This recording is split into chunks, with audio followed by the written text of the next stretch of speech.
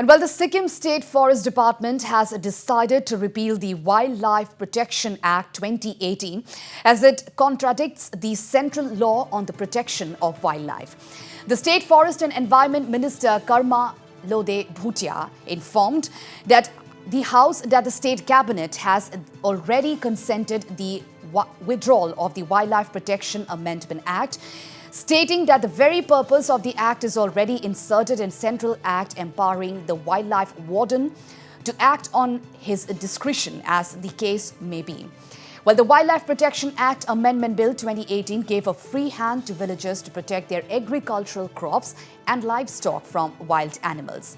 The legislation had further empowered the villagers to drive away any wild animal which enters in any part of the land or building of a person with the objective of destroying agricultural produce or of killing the domestic cattle.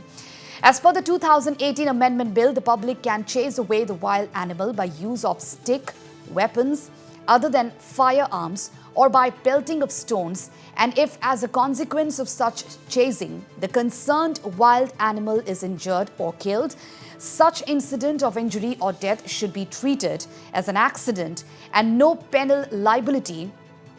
will occur, and the body or the carcass of the wild animal shall be the property of the government. In the year 2018, the previous government had proposed a bill for the amendment of Wildlife Protection Act 1972, namely subsection 16 of section 2, wherein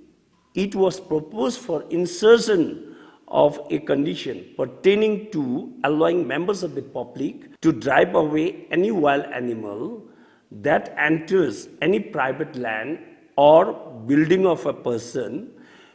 with the objective of destroying agriculture, horticulture, produce or killing of domestic cattle by use of stick, weapons other than firearms, or by pelting of stones, and if as a consequence of such chasing, the wild animals is injured or dies, such will be treated as accident and no penal liability will occur. However, as per the observation of Ministry of Home Affairs, the proposed amendment creates conflict with the existing central laws and undermines the provision contained in Section 11 of the Wildlife Protection Act 1972, and as such defeats the scheme of drafting and the legislative intent of the Act. Further, as per the Section 11, the Chief Wildlife Warden of the state has the power, or he is empowered to give order for the culling, looking into this situation. So when the power is given to the Chief Wildlife Warden, it is not necessary to amend this law.